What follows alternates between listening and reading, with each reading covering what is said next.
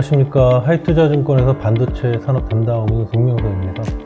오늘은 내년에 반도체 업황 그리고 주가를 전망하는 그런 내용을 가지고 말씀을 드리도록 하겠습니다.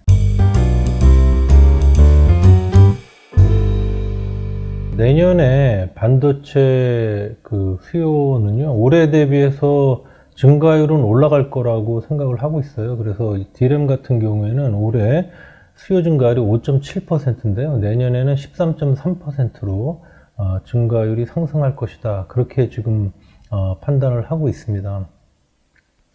그런데 이제 반도체 업황이라는 거는 수요뿐만 아니라 공급까지 다 감안을 하셔야, 그래야 이제 업황 전망, 그리고 또 그거를 미리 선 반영하는 주가 전망을 이제 할 수가 있는 것이죠. 그래서 수요 증가율, 그 다음에 공급 증가율 딱 감안해서 제가 이제 말씀을 드릴 건데, 일단은 내년에 DRAM은 13.3%, 그 다음에 NAND는 19% 정도, 18% 정도 이렇게 수요 증가율이 나올 것이다. 그렇게 저는 현재 생각을 하고 있습니다.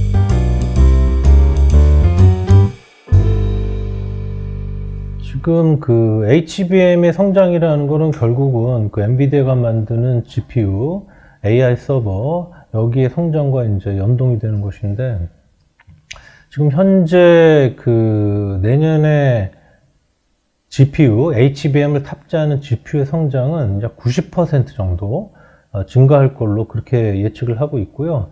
그리고 GPU를 탑재하는 AI 서버도 당연히 이제 90% 정도 이제 증가할 거라고 전망을 하고 있는데, 여기에는 조금 생각하실 거리가 있어요.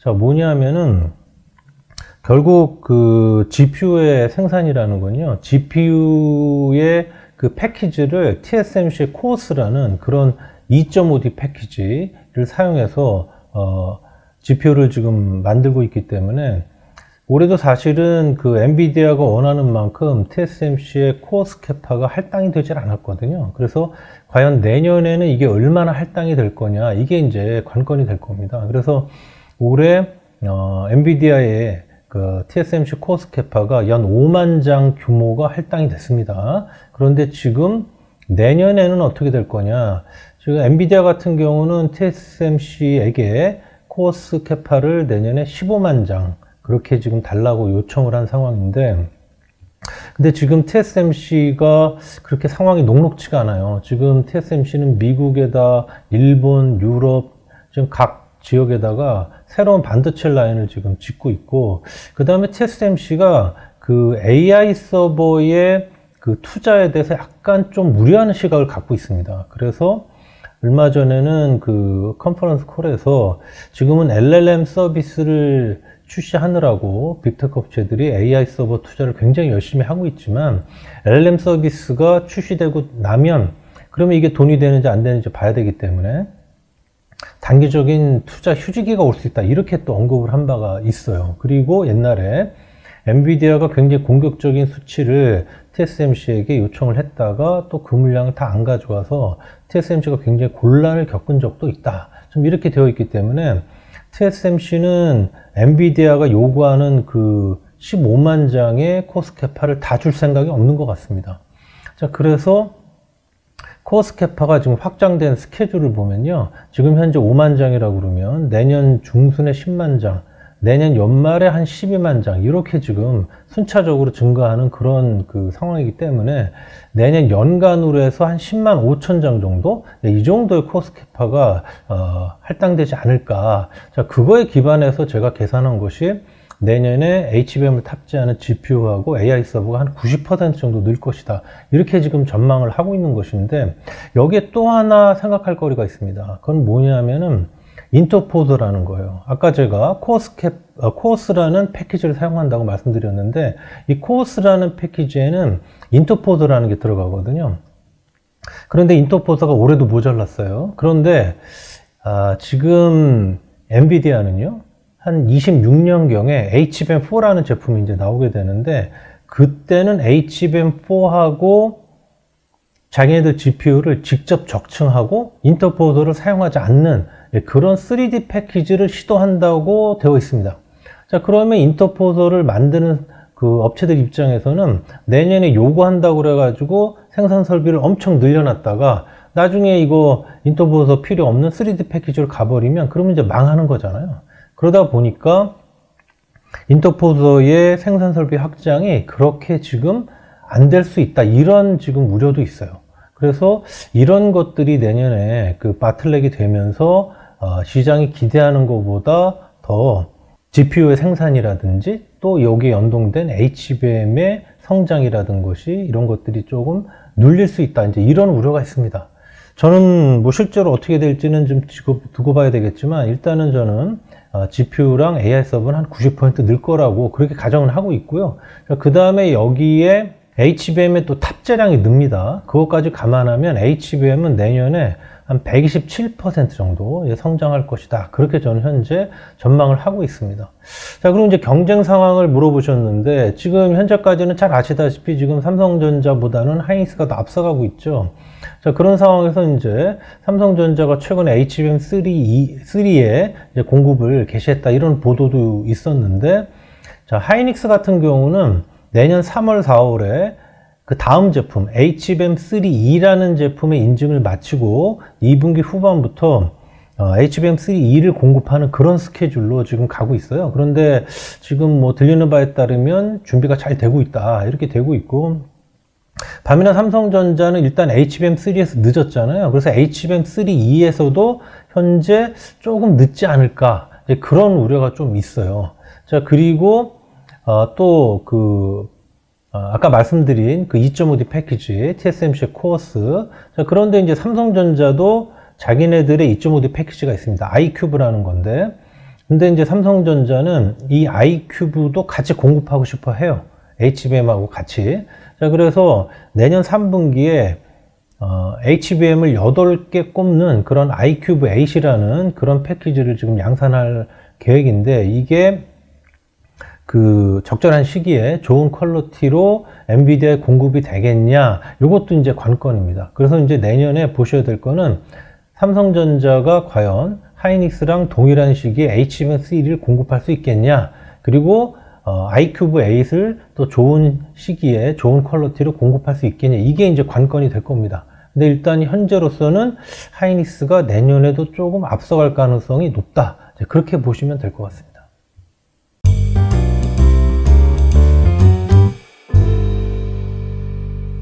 네. 자, 지금 모두에도 말씀드렸지만은 반도체 업황이라는 거는 공급하고 수요가 둘 중에 뭐가 맞냐, 이제 이게 이제 결정을 하는 거거든요. 자, 그래서 저 올해 그 같은 경우에는요, 생산 증가율이요, 출하 증가 말고요, 생산 증가율이 D램이 올해 마이너스 10%, 낸드가 마이너스 5%로 예상이 됩니다. 그런데 올해 수요 증가율은요, D램이 6%, 낸드가 12%로 예상이 돼요. 그러니까 올해는 수요 증가율이 생산 증가율보다 훨씬 높아서, 그래서 지금 업황이 올해 2분기부터 개선되기 시작을 한 겁니다. 자, 그런 상황에서 올해 D램 낸드 출하 증가율은요, 어떻게 지금 예측이 되고 있냐면 D램은 8%, 낸드는 14%로 예상이 되고 있어요. 자, 그러면 출하 증가율이 생산 증가율보다 훨씬 높죠? 자, 그 얘기는 뭐냐면 그만큼 반도체 회사들이 재고를 줄이고 있다는 얘기입니다. 굉장히 빠르게. 생산은 조금밖에 안 되는데 올해 역성장하는데 출하는 많이 는다. 그만큼 재고를 많이 판다는 얘기죠. 또 출하 증가율이 수요 증가율보다도 높아요. 그 얘기는 뭐냐면 고객들이 필요한 것보다 더 많이 사가지고 사는 그런 상황이 발생하고 있다는 얘기예요. 그만큼 재고를 다시 쌓고 있다는 얘기죠. 그래서 이제 이런 상황을 통해서 현재 업황은 개선되고 있는 거예요. 자, 그런데 내년을 한번 보면요. 자, 지금 일부 반도체 회사들이 내년 2분기 초에 지금 감산하고 있지 않습니까? 감산을 100% 원복할 계획을 현재 갖고 있는 걸로 보입니다. 자, 그러면 내년에 반도체 회사들의 생산 증가율은, 자, D램은 10%대 초중반, 한 12, 13%, 낸드는 10%대 중후반, 한 17, 18%, 이렇게 생산 증가율이 올라올 거로 보여요. 자, 그런데 내년 상반기는 감산이 원복되는 효과가 나오기에는 지금 이른 시기이기 때문에 내년 상반기에 D램 생산 증가율은요, 한 5% 나올 것 같습니다. 자, 그런데 연간으로 12, 13% 생산 증가율이 나온다는 얘기는 하반기에 한 20% 정도의 생산 증가율이 나와야 달성이 되겠죠. 자, 그러니까 내년 하반기 업황의 관건은 뭐냐면 생산 증가율 20% 나오는데 수요 증가율이 그거보다 더 많이 나올 수 있느냐. 그렇게 되면 업황은 계속해서 좋아질 거고요. 만약에 그렇지 않으면 업황은 그때부터 다시 둔화된다는 얘기가 되는 거예요. 자, 그런데 지금 상황에서 20% 이상의 그런 수요 증가율이 나오려고 그러면 TSMC가 얘기하는 거랑 달리 AI 서버 투자도 계속해서 강력하게 이어져야 되고 PC, 스마트폰 또 컨벤셔널 서버 같은 쪽에서도 지금 되게 안 좋지만 확 좋아져야 이런 수요 증가율이 나올 텐데, 그런데 내년에 뭐 미국, 중국, 그 다음에 뭐 유럽 이런 데들 경제 성장률 다 떨어진다고 하는데 과연 내년 하반기에 이렇게 높은 수요 증가율이 나오겠냐. 자, 이게 조금 저는 회의적이다. 그렇게 지금 보는 거예요. 자, 그러니까 내년 중순 이후로 업황은 좀 둔화될 수 있다. 저는 그렇게 지금 말씀을 드리는 거고. 자, 그런데 저는 자, 여기 이제 그림 한번 보시면요. 여기 제가 그림들 3개를 그려놓고 여기서 3개의 경기 선행 지표랑 그 다음에 반도체 시장 규모, 쭉 반도체 수요라고 할 수 있죠. 각각 비교를 해놨는데 여기 그림 3개에서 보시면은 이 경기 선행 지표들이랑 반도체 수요는 보시는 바처럼 굉장히 비슷한 그림을 그리고 있다. 자, 그런데 여기서 주의하실 점은 제가 반도체 시장 규모 즉 수요를 왼쪽으로 6개월을 당겨 놓은 거거든요. 자, 그러니까 경기 선행 지표를 반도체 수요가 6개월 정도 후행한다 그 얘기예요. 자, 그런데 여기 그림 또 하나 제가 보여드립니다. 여기서 일단 그 경기 선행 지표 중에 OECD 경기 선행 지수 한번 보시면은 제가 여기 왼쪽 그림에다가 OECD 경기 선행 지수랑 삼성전자 하이닉스의 밸류에이션 배수를 비교를 해놨습니다. 뭐 주가라고 말씀드려도 이제 맞겠죠? 보시면은 보시는 바처럼 굉장히 그림이 비슷해요. 약간의 선행 관계는 나타나지만, 자, 이런 상황에서 자, OECD 경기 선행 지수가요. 지금 벌써 12개월 연속해서 이미 올랐습니다. 올해 10월 달까지. 그런데 과거의 OECD 경기 선행 지수를 제가 분석을 해보니까 평균적으로 14개월 오르면 다시 하락 전환합니다. 자, 그러니까 요번이 평균 사이클이라고 그러면 지금 한 2달 남은 거예요. 하락 전환하기 전에. 자, 그리고 오른쪽 그림에 제가 독일 분데스방크에서 나오는 세계 경기 선행 지수를 OECD 경기 선행 지수랑 같이 비교해 놨는데 딱 보시면 어떻습니까? 거의 그림이 똑같잖아요. 자, 그런데 분데스방크 세계 경기 선행 지수가요. 지금 오를 때도 좀 먼저 오르기 시작했지만 7월, 8월, 9월, 10월 4개월 연속해서 이미 빠지기 시작을 했어요. 자, 그러면 이 OECD 경기 선행 지수의 평균 상승 길이, 그 다음에 OECD 경기 선행 지수와 분데스방크 세계 경기 선행 지수 간 관계, 이런 걸 보면 OECD 경기 선행 지수가 조만간 하락할 가능성이 높다는 얘기예요. 자, 그러면 OECD 경기 선행 지수가 하락하면 아까도 말씀드렸지만 이게 반도체 수요를 6개월 선행하기 때문에 대략 내년 한 중순 정도 되면 반도체 수요의 증감률이 하락할 가능성이 높다. 그렇게 돼버리는 거죠. 자, 그리고 왼쪽 그림에도 나타나지만 이 반도체 수요 업황을 미리 선반영하는 반도체 주가 밸류에이션 배수는 OECD 경기 선행 지수랑 굉장히 비슷하게 움직이는 그런 관계에 있기 때문에 OECD 경기 선행 지수가 하락한다 그러면 반도체 주가도 조만간 하락할 가능성이 높다. 이렇게 말씀드릴 수가 있는 겁니다. 자, 그리고 제가 여기 그림 하나 또 보여드립니다만, 자, 경제 위기가 과거에도 몇 번 있었지 않습니까? 뭐 IT 버블 붕괴라든지 뭐 리만 사태라든지. 자, 근데 여기 그림에도 나타나지만요, 과거에 경제 위기가 있었던 그 직후에는요 반드시 반도체 주가는 오릅니다. 그런데 그 반도체 주가 오르는 기간이 1년일 때도 있었고 2년일 때도 있었어요. 자, 그러면 반도체 주가는 왜 경제위기 직후에 반드시 오르냐? 자, 그거는 왜 그러냐면 경제위기 때는요 경기지표나 수요지표가 이렇게 떨어지기 때문에 그 다음 해에 좋아지지 않더라도 옆으로 그냥 긴다고 하더라도 기저효과 때문에 증감률은 오르게 되거든요. 그러니까 경기지표나 수요지표들의 증감률이 상승하기 때문에 반도체 주가는 경제위기 직후에는 반드시 오르는 거예요. 자, 그러면 그 다음에도 이런 경기지표나 수요지표의 증감률이 상승이 지속이 돼야 반도체 주가도 이제 2년 오르게 되는데, 자, 근데 내년을 한번 우리가 생각을 해보면 일단은 내년에는 올해와 같은 기저효과는 사라지게 돼요. 자, 그런 상황에서 실제로 경기 수요 업황이 꽤 좋아져야 이런 지표들의 증감률의 상승이 지속이 될 수 있다, 그런 얘기고, 그래야 반도체 주가도 상승할 수 있다, 그런 얘기가 되는 거죠. 2년 상승이 가능하다. 자, 그런데 아까 제가 말씀드렸지만 내년의 상황을 한번 볼 때, 자, 공급 측면에서는 감산 원복이라는, 그에 따른 생산의 공급의 증가라는 그런 리스크가 있고요. 수요 측면에서는 반도체 수요를 6개월 선행하는 경기 선행 지표들이 올해 연말부터 하락할 거라는 그런 리스크가 있기 때문에 내년에 특히 중순 이후로 업황이나 경기나 수요나 이런 것들이 좋아진다, 이렇게 보기 어렵다는 얘기입니다. 그래서 저는 요번에 반도체 주가 상승은 코로나19라는 경제 위기 직후에 반도체 주가 상승은 2년 가기는 좀 어렵다, 한 1년 정도로 끝날 것이다, 그렇게 보는 겁니다.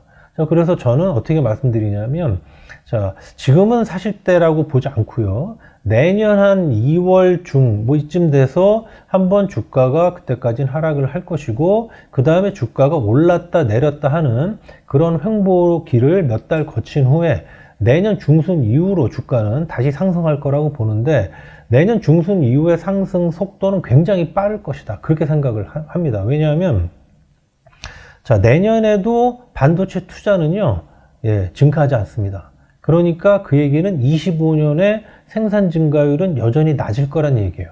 자, 그런데 내년 3월이 될지 6월이 될지 7월이 될지 모르겠으나 미국에서 금리 인하를 할 것이고, 그럼 나머지 나라들도 금리를 같이 인하하게 되고, 이게 일정한 시차를 두고 25년부터 경기 수혜에 긍정적인 영향을 미치게 되고요. 또 25년 되면은 지금 한참 떠들썩한 온디바이스 AI, 이게 24년엔 별 영향이 없을 거예요. 근데 25년부터는 이게 영향을 주게 될 겁니다. 그럼 수요 증가율은 또 되게 높게 나오겠죠. 그러면 25년에 경기 수요 업황은 굉장히 좋을 것이고, 이거를 반영하면서 올라갈 내년 중순 이후의 주가 상승은 굉장히 클 것이다. 자, 그래서 다시 한번 종합해서 말씀드리면, 자, 올해 연말부터 내년 한 2월, 뭐 1분기쯤까지는 주가는 좋지 않을 것이다. 그리고 2월부터 내년 중순 정도까지는 주가가 올랐다 내렸다 하면서 횡보할 건데, 그때 저점 매수에 힘쓰시고 내년 하반기부터는 주가가 굉장히 빠르게 오를 수 있다. 저는 그렇게 지금 생각을 하고 있습니다.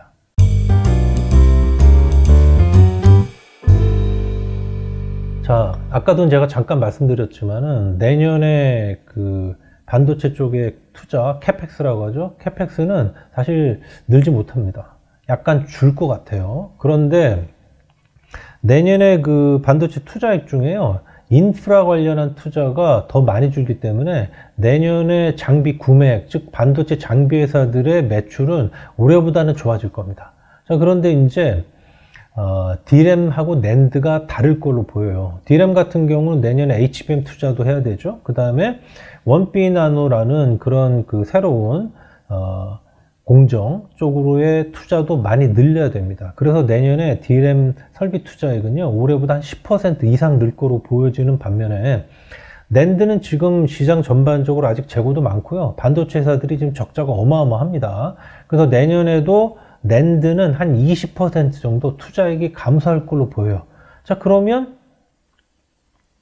반도체 캐펙스가 증가하는 그런 D램 쪽, 그리고 하이닉스는 내년에 캐펙스가 느는데 삼성전자는 내년에 캐펙스가 줍니다. 그러니까 하이닉스 위주로, 그 다음에 D램 장비 위주로 비중이 높은 회사들은 내년에 실적이 좋아질 거란 얘기가 되고요. 그 다음에 캐펙스가 줄어드는 삼성전자, 낸드 쪽으로 비중이 높은 회사들 같은 경우는 내년에 실적이 올해 이어서 더 나빠질 가능성이 높다는 얘기가 돼요. 그래서 저는 장비주에 대한 투자는 하이닉스 쪽으로 많이 팔고 D램 장비 많이 파는 회사들, 그런 쪽으로 보시기를 권고드리고, 그리고 이제 소부장주 전체 중에서는요, 저는 장비보다는 소재주가 더 좋다, 이렇게 봅니다. 그거는 감산 원복 때문에 그런데, 자, 감산 원복한다고 해서 장비 새로 사지는 않죠. 그러나 감산을 원복하게 되면 감산 때문에 줄었던 소재주의 매출은 다시 확실히 늘어나게 돼요. 그래서 특히 뭐 일회성 부품 같은 거, 이런 쪽으로 많이 하는 회사들은 내년에 실적 개선이 확실하다. 그래서 저는 소부장주 중에서는 그런 부품주, 그 다음에 소재주 위주로 보시고, 장비 쪽으로 보신다 그러면 하이닉스와 D램 쪽으로 비중이 높은 회사들을 집중하시는 게 좋을 것이다. 그렇게 지금 생각을 하고 있습니다. 네, 짧은 시간 동안 내년의 업황 전망, 주가 전망 이제 말씀드렸는데요. 자, 이제 올해 연말 다 지나고 있습니다. 내년에는 올해보다는 훨씬 그런 좋은 투자 결과 얻으시는 그런 한 해가 되시길 바라겠습니다. 감사합니다.